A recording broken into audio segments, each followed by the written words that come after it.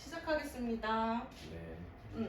오늘 이번 시간에 우리가 할 거는 글의 뼈대를 찾는 법에 대해서 공부를 할 거야. 오늘이 국어 기본 근력 강화 1차시 수업이니까 가장 기본 바탕이 되는 개념에 대해서 알려줄 거거든.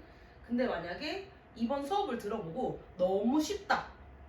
그러면 기본반이 아니라 심화반으로 가시길. 국어에도 훈련이 필요하다. 내가 OT 때도 말을 했지만 왜 수학 문제를 풀 때는 산수 문제 연습을 하고 그 다음에 문제풀이로 갔으면서 왜 국어는 바로 문제가 왜 안 풀리지 이러고 있는지 나는 그게 너무 의문이었고, 그래서 국어에도 일정 정도 훈련이 필요하다라고 하는 거를 강조를 했어. 첫 번째는 어휘력. 어휘를 모르면 글을 읽어도 무슨 단어인지를 모르면 글을 읽을 수가 없겠지? 당연히 이해도 안 되겠고 당연히 문제도 못 풀 거야.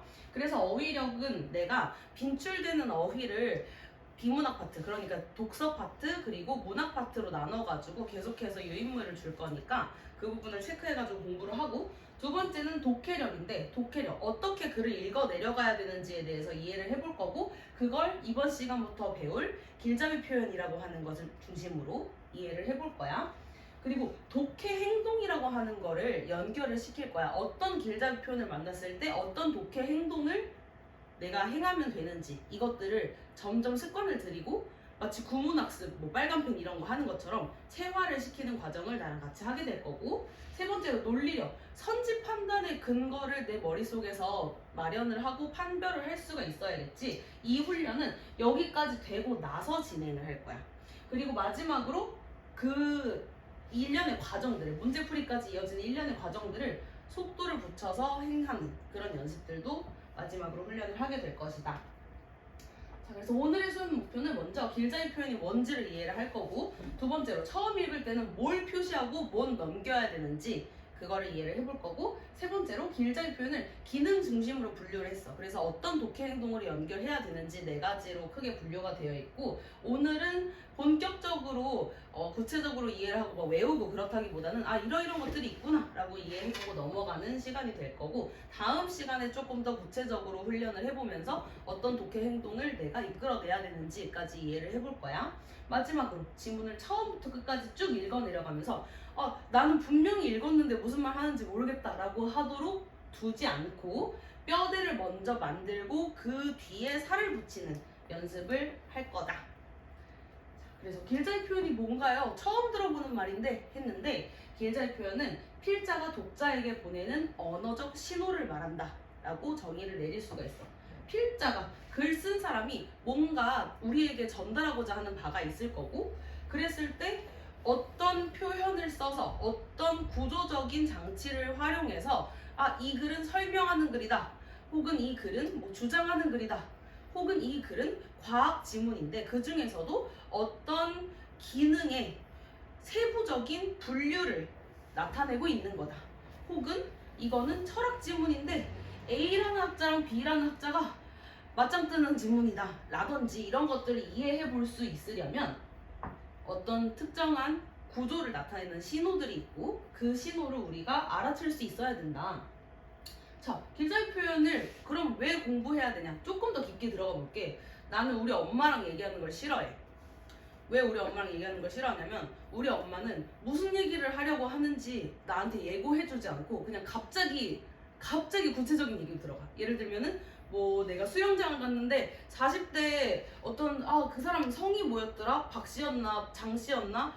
근데 그 40대인데 40대가 그렇게 요즘은 좀 40대처럼 안 보이더라? 하면서 무슨 얘기를 하는지 모르겠는 거야. 그 사람을 욕을 하려고 하는 건지, 그 사람을 친해지고 싶다고 하는 건지, 심지어 그 사람이 주인공이 아니라 새로 들어가게 된 수영장의 분위기에 대해서 얘기해 주려고 하는 건지 전혀 모르겠단 말이지. 그래서 나는 엄마랑 얘기할 때 굉장히 당황스럽고 되게 피곤해. 정신력 소모가 많이 돼.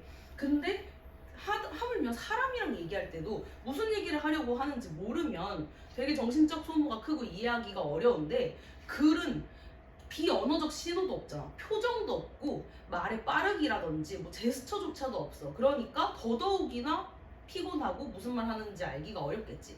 그래서 우리가 길잡이 표현을 배워서 독서 지문이 가지고 있는 그 목적을 파악하고 그 목적을 달성하기 위한 역할로서의 문장을 이해하고, 그 다음에 그 문장의 역할을 드러내는 일정한 특정한 규칙적인 시그널들을 알게 되면 글의 뼈대로 우리 머릿속에 그려볼 수가 있다.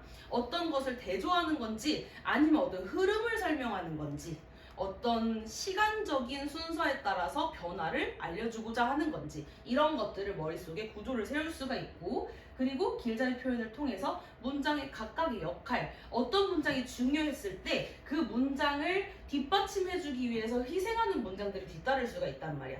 그런 역할과 중요도를 판단을 할 수가 있게 되고 즉 정보의 우선순위를 구별할 수 있게 되고 근데 만약에 구별을 못한 채로 읽게 되면 모든 문장을 같은 강도로 읽게 되겠지. 다 꼼꼼히 막 줄치면서 읽는단 말이야. 근데 머릿속에 기억나는 게 하나도 없어. 무슨 말을 하고자 하는지 남는 바가 없어. 그렇게 되지 않도록 하자라는 게 길자리 표현을 배우는 목적이다. 알겠니? 좀 설득이 됐니? 들어가 볼게. 독해를 앞으로 나는 2단계로 하는 전략을 내세울 거야. 그러니까 먼저 뼈대를 세울 거야. 그리고 뼈대를 세우는 과정에서 살 부분까지 만약에 이해가 다 돼버렸어. 내가 읽는데 그냥 나는 구조적인 것만 먼저 파악하고 그 다음에 디테일들을 확인하려고 했는데 디테일이 이미 머릿속에 들어왔어. 땡큐지. 근데 만약에 그렇지 않다고 하더라도 이미 우리 머릿속에 뼈대가 있기 때문에 어디에 뭐가 있는지 알기 때문에 이건 다리로 가야 된다. 이건 머리로 가야 된다. 알기 때문에 살을 붙여서 읽어 내려가는 그 시간이 훨씬 단축될 거다. 그래서 4가지 기능 분류가 있는데 이 4가지 기능이 분류된 이유는 독해 행동에 따라서 달라져. 독해 행동이 뭐냐면 어떤 걸 읽었을 때 어떤 건 빠르게 쳐내고 어떤 거는 뭐 동그라미 치면서 읽고 어떤 건 괄호 치면서 읽고 이런 우리의 아주 실제적인 구체적인 행동 강령을 말하는 거야. 그러니까 화제를 만났어. 화제라고 하는 건 뭐야? 글의 주제지. 그래서 말하고자 하는 주제랑 관련된 길자리 표현을 만났어. 그러면 우리는 바로 앞뒤에 붙는 명사구 거기를 핵심 개념어로 파악한다. 이 핵심 개념으로 파악할 때 우리는 이 꺾은 괄호를 쓸 거야. 자, 첫 번째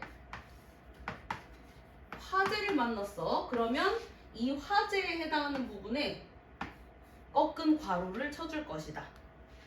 왜냐면 이 화제를 우리가 잡고 가야지 이 꺾은 괄호 친 데를 보고서 이거랑 관련된 설명 여기 봐야지라고 하는 거를 나중에 신호를 찾을 수 있단 말이지. 그랬을 때 이 화제를 나타내주는 길자리 표현이 뭐가 있냐. 첫 번째 개념 정의야. 지금 이거 다 안 외워도 돼. 그리고 이거 그냥 달달달달 외우라고 써놓은 거 아니야. 무슨 얘기인지 알겠어? 이거 외우라고 써놨다기보단 이런 것들이 있다라고 하는 개념을 이해해. 어차피 우리 한국어가 모국어인 화자들이잖아. 아니에요?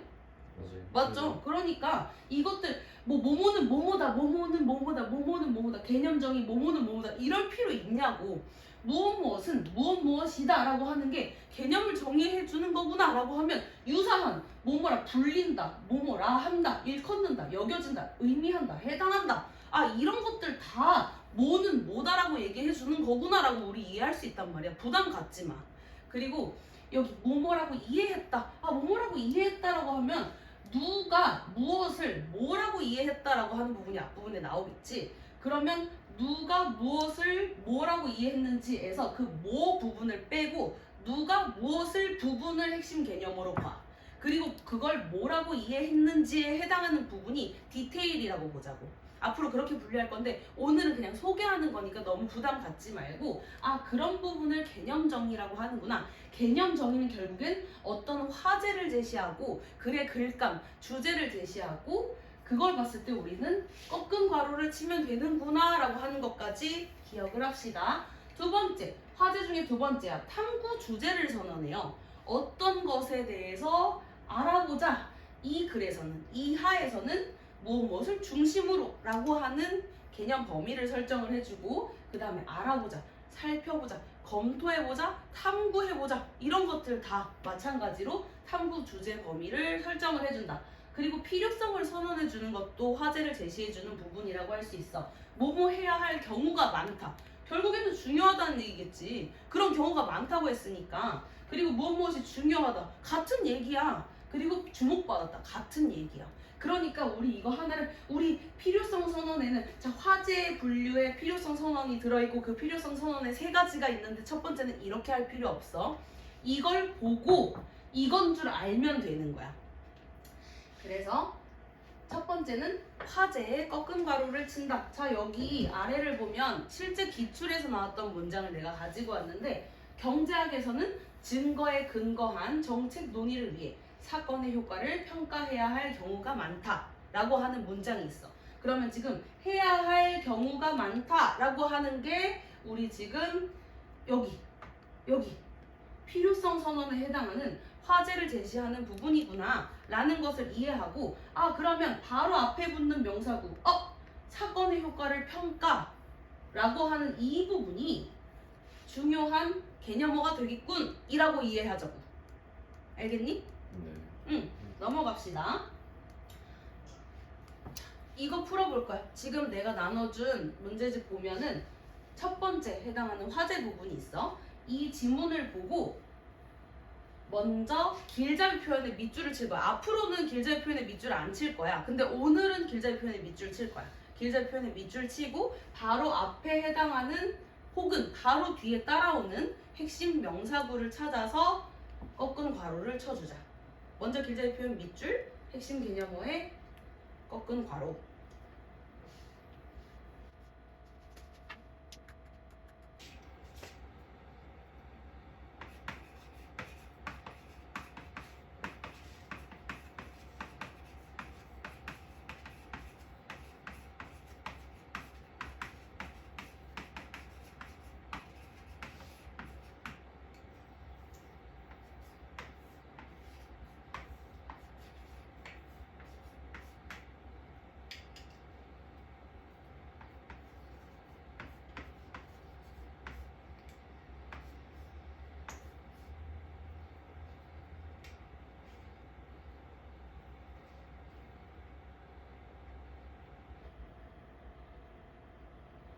다 했니?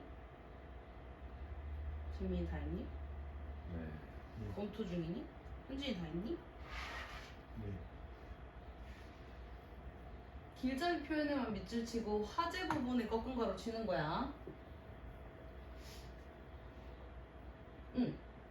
같이 볼게. 이렇게 했으면 퍼펙트한 거야. 자 지금 보면 뭐뭐 해야 하는 경우가 많다. 그 중요성이라든지 필요성을 제시해주는 부분이었지. 그러면 여기에 묶이는 부분이 정보의 가치를 적절히 활용이라고 하는 부분이 되는 거겠지. 그리고 이와 관련해 데이터의 문제 규모를 파악하기 위해서는 하면서 그냥 넘어가. 그리고 살펴볼 필요가 있다. 또 뭔가를 중요하게 봐야 되는구나. 뭐를? 데이터 소유권 문제를. 데이터 소유권 문제 꺾은 가로 치고 살펴볼 필요가 있다에 밑줄을 쳐야겠지. 나중에는 길잡이 표현에 밑줄 안 칠 거야. 얘를 찾기 위한 도구야. 길을 잡아주는 도구야. 그 길에 해당하는 부분을 체크해주면 된다. 문제를 푸는 길이 될 거야 결국에는. 그래서 오늘은 그리고 앞으로 몇 차시 정도는 길잡이 표현에 밑줄을 칠 거지만 점점점 길잡이 표현에 밑줄 안 칠 거야. 길잡이 표현을 그냥 눈으로 훑어가면서 바로 발견할 수 있게 되기까지 훈련할 거야. 그리고 여기 지금 보면 무엇이 중요하다. 여기서 개인정보 보호와 데이터 활용 간 균형의 관점에서 검토하는 것이 중요하구나. 이 부분에 또 꺾은 괄호 혹은 길게 치면 검토하는 것까지 쳐줄 수도 있겠지만 사실 어떤 관점에서 검토하는 것이라고 하는 건 별로 중요한 정보가 아니지. 그러니까 여기서 핵심 개념이라고 하는 것은 개인정보 보호와 데이터 활용 간의 균형이구나 라고 하는 부분에 꺾은 괄호를 쳐주면 되고, 자, 여기서 뭐뭐란 무엇을 의미한다 라고 하는 길잡이 표현을 또 발견했어요. 그러면 데이터 소유권이라고 하는 게 핵심 개념어, 그것의 속성을 설명해주는 부분이 그 뒤에 의미한다 앞부분까지가 되겠구나 라고 하는 거를 우리가 찾아 들어갈 수가 있다. 그리고 학계에서는 이를 정보 주체의 기본적인 인권이라고 부른다, 이라 부른다 라고 하는 길잡이 표현을 만났고, 학계에서 이를까지 사실 묶이는 건데, 학계에서 이가 뭐야? 데이터 소유권이지. 학계에서 보는 데이터 소유권은 정보 주체의 기본적 인권이구나 라고 하는 정보를 이제 그냥 연결해서 이거는 이거구나 라고 볼 수가 있어. 그냥 아무런 층위가 나뉘어져 있지 않은 그냥 문장을 보면 학계에서는 이를 정부 주체의 기본적 인권이라 부른다라고 쭉 밑줄 친 다음에 나중에 기억 안 난단 말이야. 그러니까 학계에서 보는 포인트를 여기로 찾아 들어오면 연결시켜 볼 수 있다는 거지. 그리고 법적으로는 학계에서는 이러하고 법적인 관점에서는 무엇으로 규정한다 라고 하는 부분이 나오니까 이 부분이랑 이 부분이랑 비교해서 문제 낼 수 있겠네 라고 하는 것도 나중에 점점 알아볼 수 있을 거야. 알겠니? 네. 자, 두 번째 구조화야. 구조화라고 하는 건 글의 전개 양상, 그러니까 글의 틀을 파악하는 길잡이 표현이다. 네 가지가 있어. 근데 이것들이 깊게 들어가면은 다 되게 또 다른 우리한테 행동을 요구하거든. 그건 다음 시간에 배울 거야. 오늘은 글의 구조를 잡아주는 길잡이 표현에는 구성을 제시해주는 길잡이 표현, 그리고 비교 대조를 하는 것도 결국에 글의 구조를 말을 해주는 거고, 열거, 이러한 것들이 있다라고 하는 것을 1번, 2번, 3번 이런 식으로 혹은 복수의 대상을 쭉 같은 레벨에서 다루어주는 그런 구조도 구조를 만들어주는 부분이구나. 결론부, 이런 내용이 나오면 글을 약간 마무리해가면서 이게 글의 가장 마지막에서 글쓴이가 얘기하고자 하는 바가 되겠구나 라고 하는 부분도 알 수가 있다. 그래서 구성을 제시해주는 건 무엇무엇한 과정으로라고 하면 어떤 흐름을 얘기해주겠네. 어떤 순서라든지 아니면 과정, 그 발전 과정이라든지 절차라든지 이런 것들이 나오겠네. 나뉜다, 구성된다라고 하는 것은 분류가 된다는 거구나. 그리고 한 가운데라고 하면 앞에 있는 것과 뒤에 있는 것이 같은 뭐라고 해야 되지? 이것과 이것이 거의 동시에 일어나는 것이구나. 이게 전제가 됐을 때 이게 뒤에 나오는 게 이어지는구나. 이런 구조를 우리가 파악을 해볼 수가 있고, 이 과정을 통해 이것도 마찬가지고 무엇과 별개로 무관하게라고 하면 얘랑 얘는 독립적으로 봐야 되는구나 라고 하는 구조, 그리고 무엇을 넘어서라고 하면 앞에 있는 것을 넘어서, 그러니까 이 정보를 뛰어넘어서 초월해서 뒤에 있는 것이 더 중요해지겠구나 라고 하는 걸 우리가 알 수가 있다. 다시 말하겠지만 이 부분은 조금 더 나중에 디테일하게 다룰 거야. 그리고 비교 대조, A와 B가 있다. A와 B가 떨렁떨렁 이렇게 나와. 얘랑 얘가 있다. 혹은 마찬가지로 이와 같이 유사하게 라고 하는 것들은 앞에 있는 내용과 같은 속성으로 묶인다 라고 하는 거겠지? 너무 정보량이 많지? 이건 다음 시간에 다룰게. 그래서 구조화라고 하는 것에는 구성 제시, 비교 대조 부분, 그리고 뭔가를 열거하는 것, 나열하는 것, 결론부를 가리켜주는 표현, 이렇게 나뉜다.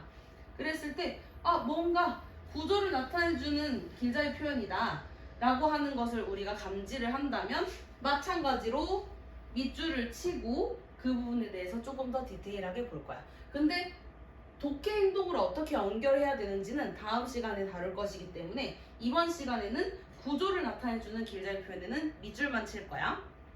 자, 이 과정에서 역사 연구에 관심을 기울인 세종은이라고 하면 앞에 나와 있는 것과 같은 맥락에서 세종의 행동을 봐야 되는구나 라고 하는 걸 이해하면 되지.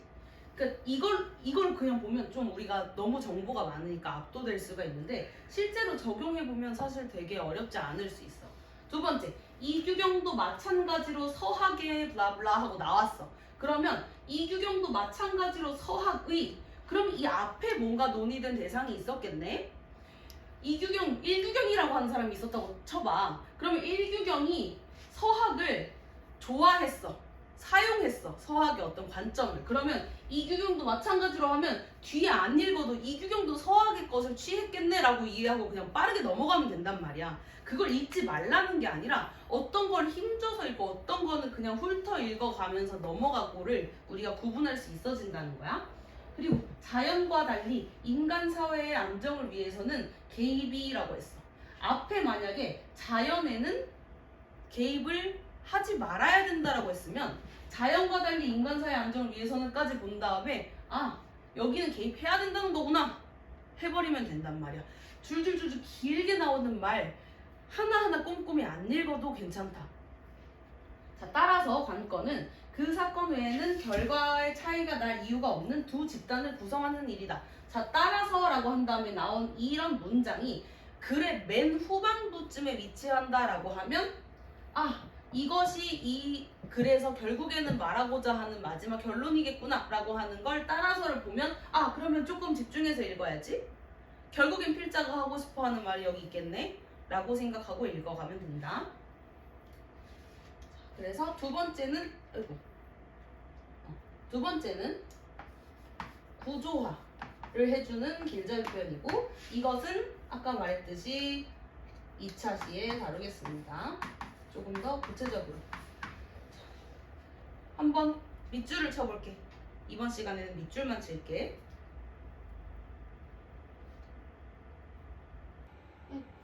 선생님, 보자. 크게 두 단계로 나뉜다. 먼저, 한편, 모모와 달리. 이 과정에서 아울러, 반면, 따라서 이런 것들이 있다. 괜찮지? 이 정도까지는 따라올 수 있겠니? 그게 안 어렵지? 자, 세 번째. 그래서 뭔가 꺾이는 지점이 나오기도 해. 반전이 일어나. 뭔가 좋은 것들을 얘기하고 있었으면 갑자기 안 좋은 걸 얘기한다든지, 아니면 안 좋은 걸 실컷 얘기하고 있었는데 근데 그것을 써야만 하는 필요성을 얘기해 준다든지, 어쨌든 글이 꺾이는 지점이 나와. 그걸 우리는 반전에 해당하는 길자유 표현으로 볼 것이고, 이 반전에 해당하는 길자유 표현을 만나면 우리는 V 표시를 할 거야. 뭔가 꺾인다. V 표시를 할 거야. 그래서 문제점이라든지 한계를 들어주는 길자유 표현이 있다. 그런데 반면 뭐뭐 할 수 없다. 문제가 있다.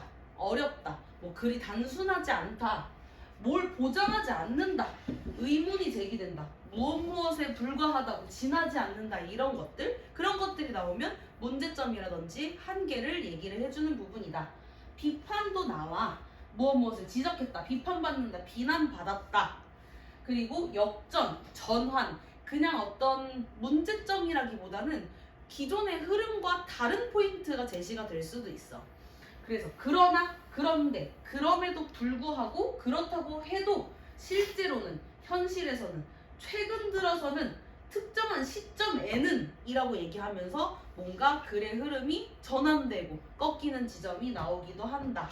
그래서 그런데 가상의 결과는 관측할 수 없으므로 실제로는 했을 때, 그런데 V 치고, 관측할 수 없으므로 V 치고, 실제로는 V 치고, 그러면 원래는 가상의 결과라도 관측을 해가지고 효과를 평가해야 될 필요가 있었다. 근데 실제로는 그렇게 못하기 때문에 어떠한 방식을 쓴다라고 글이 꺾이는 지점이 나온다라고 하는 거 우리가 이해를 할 수가 있고, 자, 그러나 글 읽는 능력을 매튜 효과만으로 설명하는 데에는 문제가 있다. 그러면 매튜 효과가 가지고 있는 한계점을 들어서 그러면 그 다음번엔 어떻게 해야 되는지 나오겠지. 이런 것들 우리가 이해하고 접근해 볼 수가 있다는 거 볼게요. 또 해보자. 이번에는 이 아이의 길자유 표현 자체가 꺾이는 지점이기 때문에 바로 V 표시를 할 거야.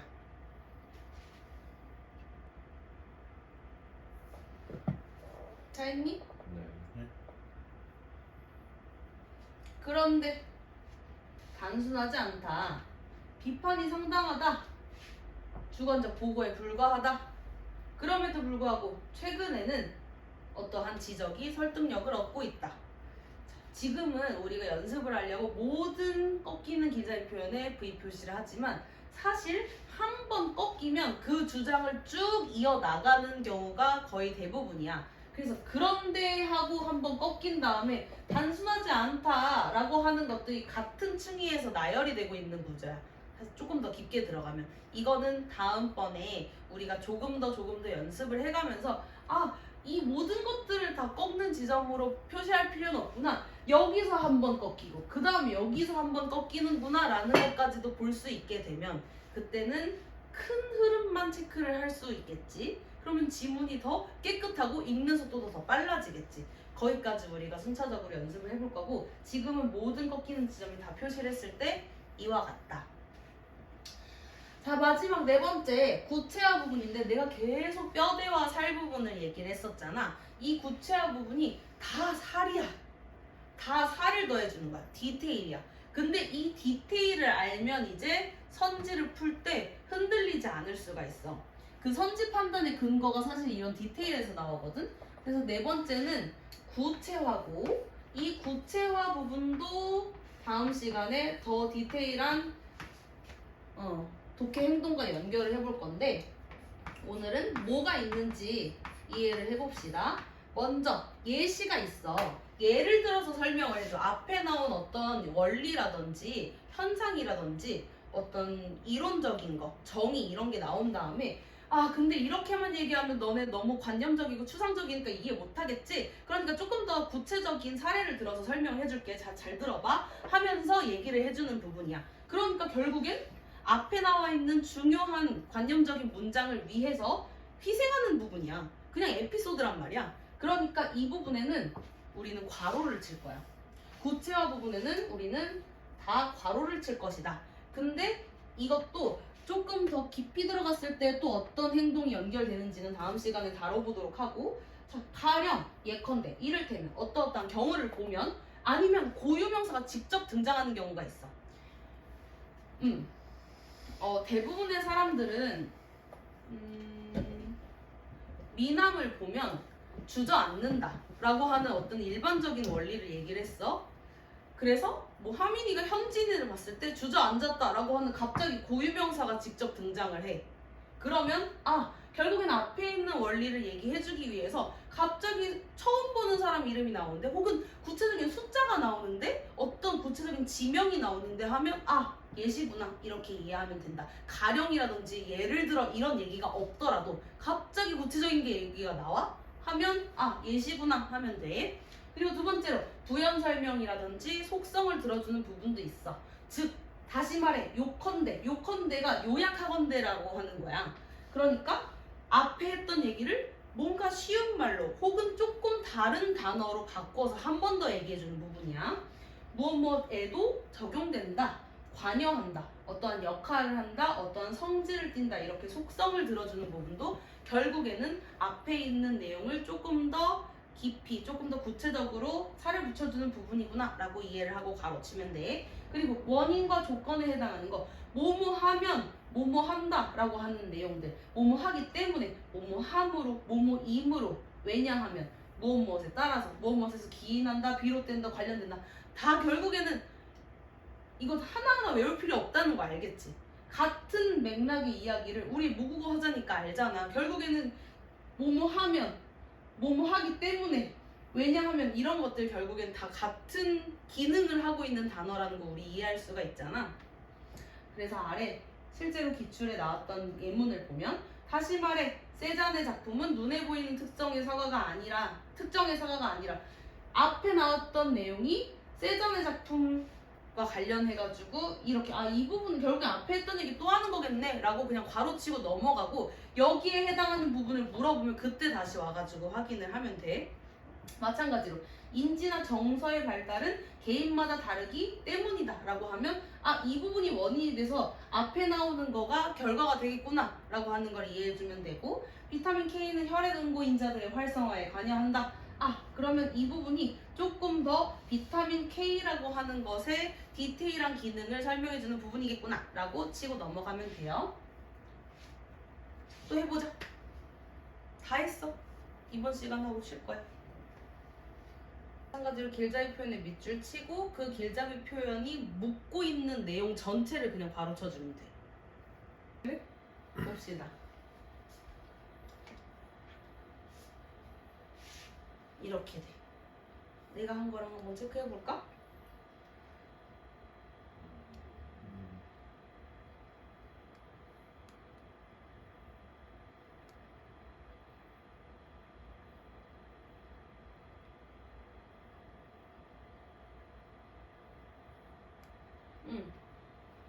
이해가 되나요? 이 부분은 구체적인 내용을 들어서 설명해 주는 거니까 그냥 나중에 필요할 때 다시 봐야지 하고 괄호를 쳐놓는데, 근데 괄호를 쳐놓다가 어쨌든 눈으로 훑어 내려가는데 우리 머릿속에 구조가 있기 때문에 그 문장의 역할과 기능이 이미 머릿속에 남아있기 때문에 이해가 돼버릴 수도 있어. 그럼 너무 좋다고. 그런 경우가 점점 더 늘어날 거야. 글을 계속 읽어가는 속도가 점점 붙어가면서. 이건 이제 문제 적용하는 건데 이거 다음 시간에 할게.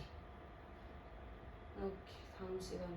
자, 오늘 과제는 나눠준 독서 지문 하나에서 길잡이 표현만 표시를 먼저 해볼 거야. 그냥 밑줄 다 칠 거야, 길잡이 표현에. 그리고 이런 화제, 반전, 구체화 부분은 조금 더 디테일한 내용까지 설명해줬지. 그러니까 더 깊이는 안 들어갔어도 이 부분에 꺾은 괄호를 치고 반전, 꺾이는 지점에 V 표시를 하고 구체화 부분에는 그냥 괄호 치고 넘어간다라고 하는 걸 설명해줬잖아. 이것까지도 표시를 해주면 좋은데 너무 복잡하다 하면은 그냥 길잡이 표현으로만 표시해도 괜찮아, 이번 시간에는. 그리고 각 문단마다 이 문단이 담당하고 있는 역할을 10글자 내외로 요약할 거야. 우리 거의 한 중학생 때 뭐 소설이라든지 독서 지문 같은 거 읽으면은 쭈쭈쭈쭈 이렇게 본문들이 있고, 그 다음 참고서 보면은 여기에 땡땡 하면서 막 뭐 너무 슬퍼서 엉엉 울고만 나 막 이런 거 옆에 써 있잖아. 그 문단 내용 요약해 주잖아. 그런 거 하자는 거야. 그거 할 거야. 왜 이걸 해야 돼? 이렇게 유치한 거 왜 해야 돼? 너무 실전적이지 않아? 나는 시험 문제 잘 풀고 100점 받고 싶은데 왜 이런 거 해야 돼? 싶을 수 있지만 이런 걸 내가 한번 써보잖아? 그러면 글이 어떤 짜임으로 이루어지는구나 라는 감각이 길러져. 그러면 우리가 글을 파괴하고 어디를 봐야, 어디를 건드려야 문제를 풀 수 있는지도 조금 더 자신 있게 들어갈 수 있다. 그리고 마지막으로 뼈가 되는 부분과 살이 되는 부분을 만약에 내가 구분하지 못했다 싶으면 나한테 질문으로 가지고 와. 다음 시간 목표는 그래서 길잡이 표현을 실제 기출지문에 적용하는 자동화 연습을 해볼 것이다. 고생 많았어요. 오늘 여기까지 하자. 네. 생각보다 시간이 많이 써가지고 더 많이 하면은